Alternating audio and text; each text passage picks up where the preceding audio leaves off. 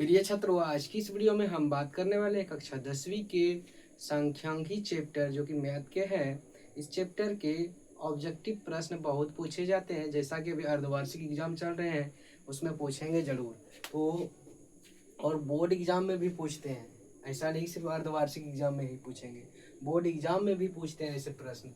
पहला प्रश्न है मेरा कि आंकड़े 3, 1, 6, 9, 11, 7 और 13 का परिसर ज्ञात कीजिए। परिसर ज्ञात करने बोलेंगे, या फिर वर्ग चिन्ह ज्ञात करने बोलेंगे, या फिर माध्य या फिर औसत निकालने बोलेंगे। माध्य बोले या फिर औसत बोले, तो ऐसे ही प्रश्न आते हैं। तो सबसे पहले परिसर का सूत्र क्या होता है यहाँ हम लिख रहे हैं। देखिए, परिसर बराबर होता है सूत्र, परिसर बराबर सूत्र होता है बड़ा बड़ा माइनस छोटा, बड़ा माइनस छोटा। बड़ा में से छोटा घटा देंगे तो परिसर निकल जाएगा। ठीक है, तो पहला प्रश्न है कि आंकड़े 3, 1, 6, 9 उसके बाद 11, 7 और 13 का परिसर ज्ञात कीजिए। तो इसका आंसर इस तरह से कुछ निकल जाएगा, डायरेक्ट लिखेंगे हल।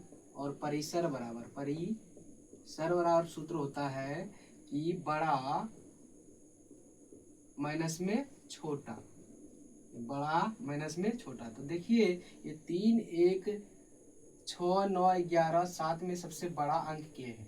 सबसे बड़ा अंक मेरा है 13, तो 13 लिखेंगे। और सबसे छोटा अंक क्या है? सबसे छोटा अंक यहाँ पे है 1, तो 1 लिखेंगे। यानी 13 में से 1 गया, हो जाएगा 12। यही मेरा क्या हो जाएगा? आंसर। तो इस तरह से हम परिसर निकाल लेंगे। फिर है कि 120 और 150 का वर्ग चिन्ह ज्ञात कीजिए। देखिए, वर्ग चिन्ह बराबर सूत्र होता है निचली सीमा प्लस में ऊपरी सीमा। निचली सीमा प्लस में ऊपरी सीमा बटे में क्या होता है? 2। तो कहने का अर्थ है यहाँ पे जो सबसे छोटा होगा, छोटा में बड़ा को जोड़ के बटे में 2 से भाग देंगे। देखिए यहाँ पे ये जो वर्ग चिन्ह दिया हुआ है 120 से 150, तो इसमें से सबसे छोटा क्या है? तो छोटा है, यहाँ पे लिखेंगे वर्ग चिन्ह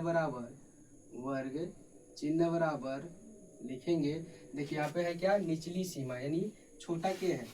निचली सीमा होगा 120, अब प्लस में और ऊपरी सीमा इसको मानेंगे यहाँ पे 150। ठीक है, अब बटे में लिखेंगे 2 और जोड़ेंगे इसको, 0 में 0 को जोड़ेंगे तो 0, और 5 2 क्या हो जाएगा? 7, और 1 में 1 जोड़ेंगे तो हो जाएगा कितना?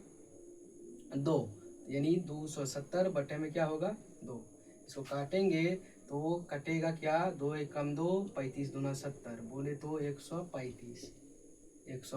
यही मेरा क्या हो जाएगा? आंसर। देखिए वर्ग चिन्ह निकालने के लिए और एक ले लेते हैं। मान के चलिए यहाँ पे वर्ग चिन्ह दे देगा 20 से 40, यानी 20 से 40 वर्ग चिन्ह देगा और बोलेगा वर्ग चिन्ह निकालिए इसी में। तो देखिए सबसे छोटा क्या है? छोटा है मेरा क्या? 20, प्लस में लिखेंगे कि बड़ा क्या है? यानी निचली सीमा हो गया 20 और ऊपरी सीमा क्या हो जाएगा? 40, और बटे में लिखेंगे 2। देखिए 40 20 हो जाएगा क्या मेरा? 60 बटे में 2, बोले तो इसका आंसर हो जाएगा 30। कुछ इस तरह से हम वर्ग चिन्ह निकालते हैं। तो ऐसा करते हैं कि ये समझ में आ जाता होगा। उसके बाद फिर है अगला प्रश्न कि यहाँ पे प्रश्न है अगला कि 2, 4, 6, 8, 5 का औसत या फिर माध्य ज्ञात कीजिए। तो माध्य बराबर सूत्र होता है सभी प्रेक्षणों